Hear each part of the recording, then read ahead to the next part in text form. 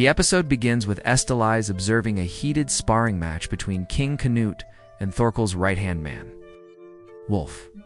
The match is intense, and despite her concern, Estalize notes that both men are highly skilled, with Canute showing a newfound resolve. Canute, once known to hate swords, has changed, having awakened to his kingly duty in England. Wolf fights fiercely, but carefully, mindful of his opponent's rank. Estalize watches nervously, noting Canute's fatigue.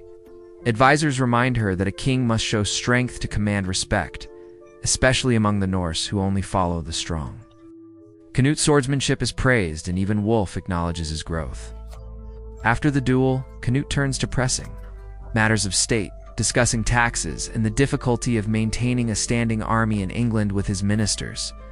Denmark cannot fund the army, and England's taxpayers grow resentful.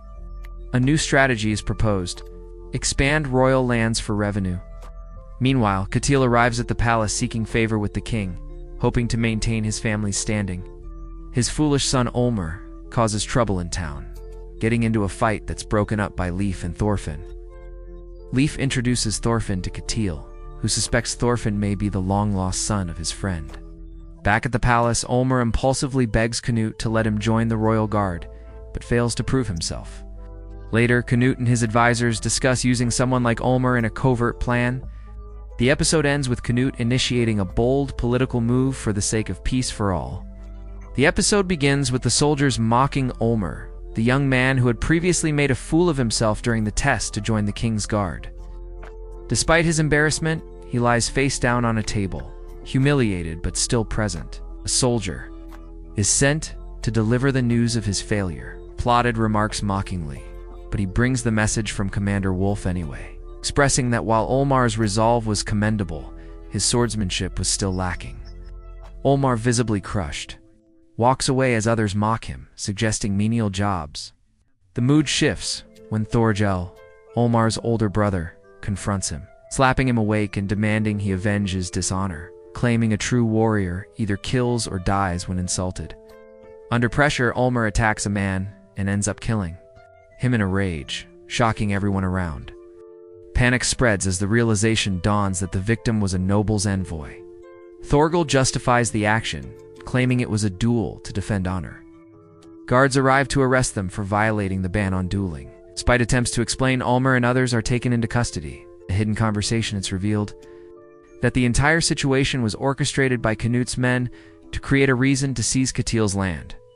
Canute's soldiers prepare to march on Catil's farm, using the event as justification. Meanwhile, Leif negotiates to buy the freedom of Thorfinn and Einar, honoring a deal. As the sun sets, Canute reflects quietly, reaffirming his belief that all of this is for the construction of paradise and the love he lost. The episode begins with applause and solemn music as Catil, overwhelmed with guilt, begs for forgiveness. He promises to free Einar and offers him money, swearing it on his family's honor. Einar, still seething with anger, tells Catil it's not enough to make up for the humiliation he endured. In a powerful reversal, Einar demands that Catil experience life as a slave to understand his pain. Desperate to survive, Catil agrees, calling Einar his master and begging for his life. Einar, coldly asserting dominance, accepts him as his slave. Later, Thorfinn and Einar are seen preparing for their newfound freedom, though Thorfinn is unsure what path to take next. Einar considers staying at the farm in hopes of one day freeing Arnheid. Meanwhile, Catil has not returned, raising concern. When found, he's weak and bedridden. At the same time, servants bring food prepared by Catil for everyone, including Einar and Thorfinn. Despite initial tension, the meal becomes unexpectedly warm, with laughter and reflections on freedom and peace.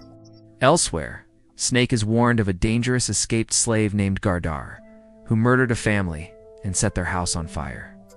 Guards are instructed to patrol in threes and call for help if he's seen. The scene shifts to mysterious figures spotting Gardar sleeping under a tree, and a group debates whether to attack now or wait. Back on the farm, Snake reads the Bible to Catil, discussing themes of loving enemies and righteousness. The episode ends as Gardar is found and called out to by someone, his wife, tickling he's finally free. The episode begins with Gardar finally arriving at Catil's farm. exhausted and broken as he sees Arnis and reaches out, calling her beautiful and asking her to return home with him and their son. Arnis hesitates, haunted by memories and trauma. She is warned not to take his hand or she'll lose everything again. Meanwhile, Snake and his men find Gardar and prepare to capture him, realizing he's dangerous and unstable. Thorfinn and Einar try to intervene, knowing Gardar only wants to take Arnes away, but the situation escalates. Einar questions whether killing is the only solution. Struggling with the weight of taking a life, Gardar fights off multiple men, showcasing his strength, but is eventually overpowered and captured. Snake orders constant surveillance and sends word to Gardar's enemies. Arnes pleads for mercy, but Snake refuses, claiming Gardar is a murderer with dangerous intent. Arnes, emotionally torn, speaks with Einar and tells him not to act, saying sometimes it's best to wait out the storm. She reflects on her past with Gardar, recalling their peaceful life before he was drawn into a war over iron in their homeland. Their home was attacked, women taken, and she became a slave. Arnis reveals she is now pregnant with Ketil's child, hoping to raise it in peace. Sverkel overhears and tells Arnis he once chose silence during a storm and still lives with the regret. He shares his own story of failing to protect a young woman, leaving scars that never healed. The episode ends with a heavy silence, and the looming storm of fate remains dot-free. The episode begins with tensions running high at Ketil's farm as Snake and his men argue over being forced to stay on guard through the night due to the bounty on Gardar. Arnis pleads desperately to see her husband, claiming she only wants to tend to his wounds. After some hesitation and pressure, Snake reluctantly allows her to see Gardar. As they meet, Gardar, battered and tied, apologizes deeply, promising never to leave her or their son again. They share a tearful moment, reconciling their pain with Arnes tenderly caring for his injuries. Meanwhile, outside the guards bicker and slack off in the rain, unaware of the quiet storm building inside the barn. The next morning, the guards discover something is wrong. Gardar has escaped, and one of their own is dead. Snake investigates and confirms Gardar didn't get far, vowing to end it on the farm. That night, Thorfinn and Einar speak under the stars.